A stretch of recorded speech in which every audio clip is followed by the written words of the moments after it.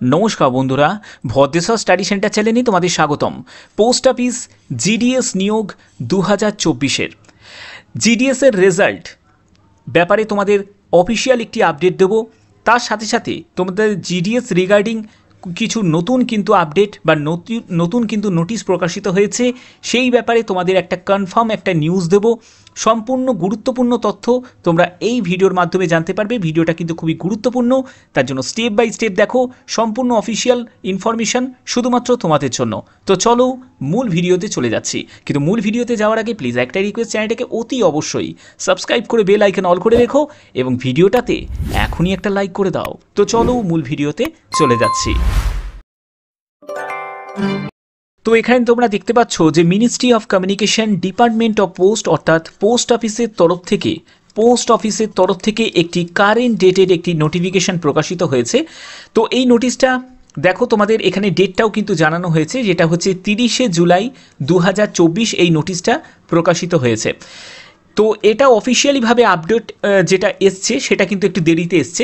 তো প্রকাশিত হয়েছে কিন্তু এই ডেটে, যেখানে বলা হচ্ছে যে subject filling up of vacancies MTS postman এবং মেল গার্ড, অর্থাৎ এমটিএস পোস্টম্যান এবং মেল গার্ডের জন্য তোমাদের শূন্যপদ পূরণ করা হবে। এই শূন্যপদটা কিভাবে পূরণ করা হবে তার জন্য সম্পূর্ণ তোমাদের পরবর্তী স্টেপগুলো দেখতে হবে। দেখো, আমি স্টেপ বাই স্টেপ ভালো করে সুন্দর করে বুঝিয়ে দিচ্ছি, ব্যাপারটা বুঝে নাও। দেখো, এখানে বলা হচ্ছে যে reference is invited to directorate letter even number, যে ডেটটা তোমাদের দেওয়া হয়েছে 12/6/2024, এই 24-এ কিন্তু এই লেটারটা কিন্তু মানে প্রকাশিত হয়েছে, যেখানে বলা হচ্ছে কম্পিটেন্ট যে অথরিটি আছে ওয়াজ কনভেইড ফর রিল্যাক্সেশন 1 ইয়ার, মানে 1 বছর তোমাদের রিল্যাক্সেশন দেওয়া হচ্ছে service eligibility condition for appearing in the examination department of post recruitment of post of postman mail guard এবং এমটিএস 2024-এর যে vacancy accordingly following was the clarified.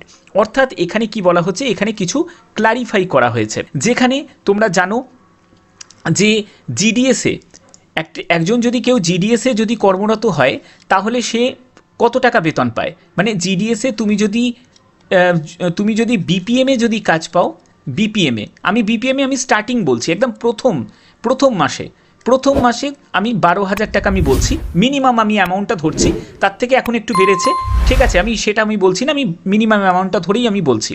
এবং তুমি যদি এবিপিএমে পাও, অ্যাসিস্ট্যান্ট ব্রাঞ্চ পোস্টমাস্টার, ঠিক আছে, এবিপিএমে যদি পাও তাহলে তার থেকে কম 10,000 টাকা, ঠিক আছে।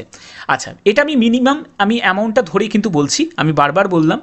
তো এখানে তাহলে কি হবে, তো এর তুলনায় তোমরা জানো জিডিএসে কম বেতনে চাকরি কেন করে।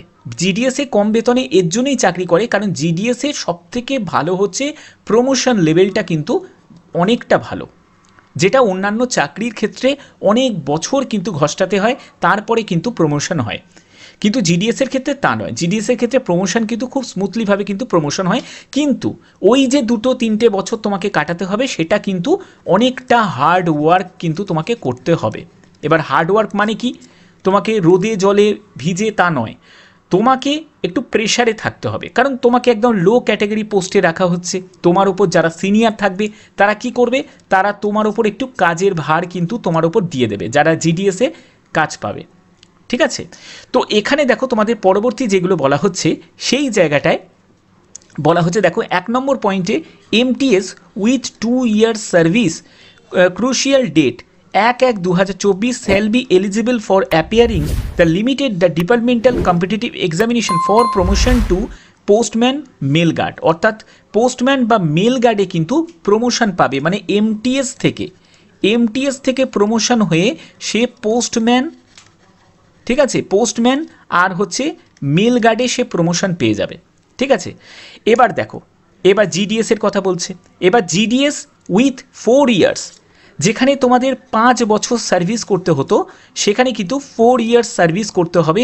1/1/2024 হিসাবে বলছে shall be eligible for appearing competitive examination limited GDS for the recruitment to the post of postman mail guard. অর্থাৎ তুমি ধরো জিডিএসে চাকরি পেয়েছো, তাহলে জিডিএস থেকে তুমি যদি 4 বছর কষ্ট করে যদি সার্ভিসটা করতে পারো তাহলে কিন্তু তুমি পোস্টম্যান মেল গার্ডে তুমি চাকরি পেয়ে যাবে।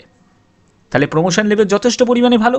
ঠিক আছে, এরপরে দেখো 3 নম্বর পয়েন্টে কি বলা হচ্ছে। 3 নম্বর পয়েন্টে বলছে GDS with 2 years of service crucial date 1/1/2024 shall be eligible for appearing in the competitive examination limited GDS for recruitment to the post of MTS। অর্থাৎ জিডিএস থেকে যেখানে তোমাদের 3 বছর সার্ভিস করতে হতো সেটা কিন্তু তোমাদের 1 বছর করে কমিয়ে দেওয়া হয়েছে। মাত্র 2 বছর তুমি সার্ভিস করবে, 2 বছর যদি শুধুমাত্র যে তুমি কষ্ট করবে, কষ্ট করলেই কিন্তু তুমি কেষ্টটা পাবে, অর্থাৎ এমটিএস পোস্টে তুমি চাকরি পেয়ে যাবে। আর এমটিএস পোস্টে চাকরি পাওয়া মানে হচ্ছে তোমার বেতন কিন্তু যথেষ্ট পরিমাণে ভালো হলো এবং তুমি কিন্তু একটা কেন্দ্রীয় সরকারি পোস্টে তুমি নিয়োগ হয়ে গেলে। যেরকম এসএসসির মাধ্যমে যেরকম এমটিএসের যেরকম বেতন থাকে সেরকম তোমার কিন্তু বেতন হয়ে যাবে। ঠিক আছে, তারপর তুমি এমটিএস থেকে আরও প্রমোশন পেয়ে যাবে, প্রমোশন পেয়ে তোমার আরও গ্রেড বেড়ে যাবে। ঠিক আছে, তো এইগুলো কিন্তু এখানে বলা হয়েছে। তো এই ক্ল্যারিফাইটা করা হয়েছে যেগুলো তোমাদের পোস্টম্যান মেল গার্ড যেটা গ্রুপ সির মধ্যে পড়ছে। তো এই যে অ্যামেন্ডমেন্ট রুলসটা কিন্তু প্রকাশিত হয়েছে। তো তোমাদের যে দ্বিতীয় একটা প্রশ্ন ছিল সেটা হচ্ছে যে কবে রেজাল্ট প্রকাশিত হবে।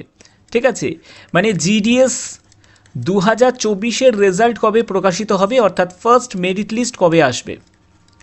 তো এই ব্যাপারে তোমাদের একদম ক্লিয়ার আমি যে উত্তরটা দেব সেটা হচ্ছে যে তোমাদের ফার্স্ট মেরিট লিস্ট তোমরা 23শে আগস্টের মধ্যেই কিন্তু তোমরা দেখতে পাবে। 23শে আগস্টের মধ্যেই তোমরা ফার্স্ট মেরিট লিস্ট কিন্তু দেখতে পাবে।